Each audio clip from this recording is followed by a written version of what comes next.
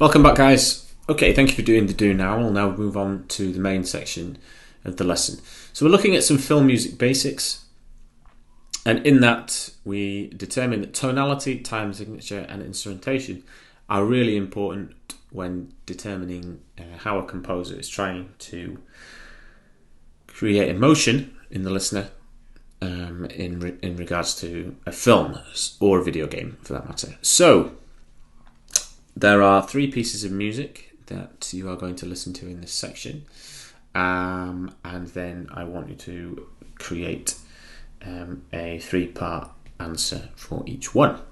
We're going to do the first one together so that we have a really good overview, and then I'm going to leave you to do the other two. Remember, we're only looking at these pieces in terms of tonality, in terms of time signature, and in terms of instrumentation. Nothing else.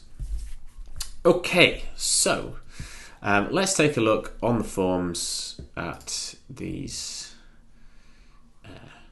pieces. Okay, so the first one that we're going to look at is a piece called Medieval Waters from a film called In Bruges. If you haven't seen In Bruges, it's an excellent film. I can't remember what certificate it is, so before I recommend that you watch it, you might want to just check that. And the second two extracts is the end titles from Independence Day and Hedwig's theme from Harry Potter. Now, we've looked at all of these in previous lessons, which is why I thought they might be good ones to recap on. So, In Bruges, let's do this one together and then we'll piece it together. Remember, it's only instrumentation, it's only time signature, and it's only tonality that we are looking at in connection to these pieces. And remember, only listen to the first minute or so. So let's give Medieval Waters a listen.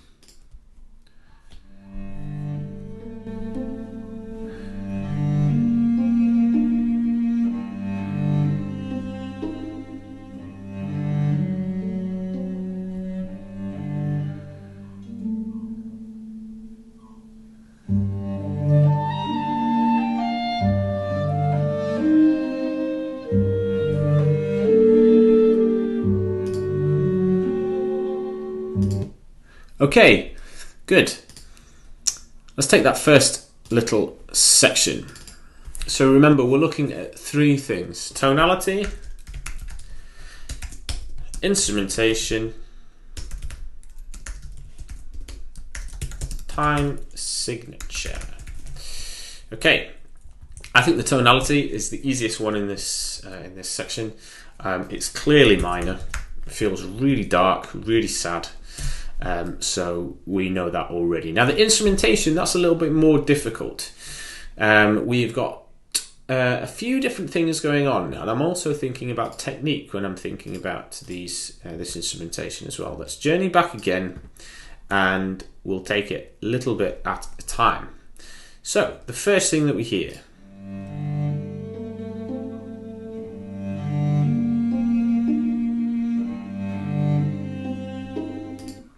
Okay, interesting. I know that I've got some broken chords played by the cello. It's a really low string sound, so it's likely to be the cello. Now, just after the broken chords, I have something else.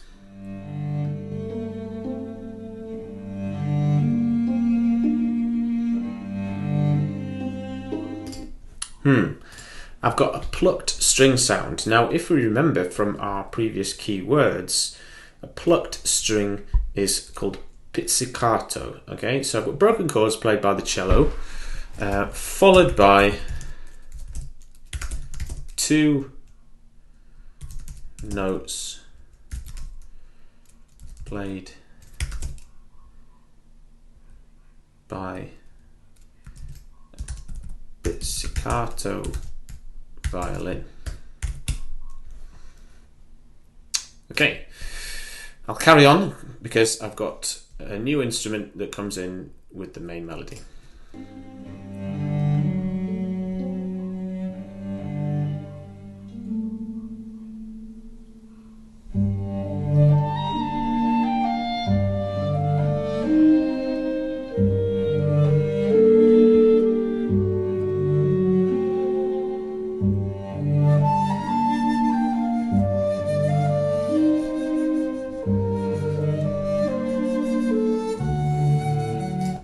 Ah, interesting. So I've now got a lyrical melody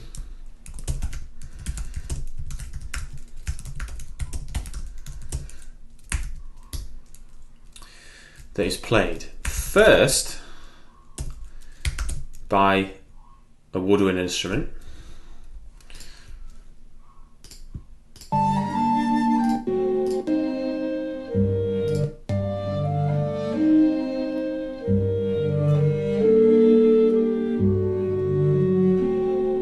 now what is that instrument? Hopefully you've picked up that it is a clarinet, followed by the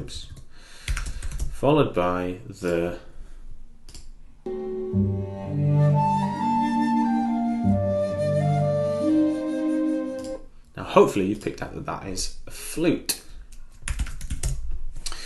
So in the first 30 seconds of the extract, I've determined that I've got broken chords played by the cello, followed by 2 notes played by a pizzicato violin. I've then got a lyrical melody that is played first by the clarinet, followed by the flute. Okay, so I've got my instrumentation absolutely nailed there. I've got my tonality totally nailed, and I just need my time signature. So you have to think, is it in groups of 2, which would make it simple time, or is it in groups of 3, which would make it compound time? So let's have a listen again. 1, 2, 3, 1, 2, 3, 1, 2, 1, 2, 3, 1, 2, 1, 2. Okay, so I know that it is in groups of 3, which is going to make it in compound time.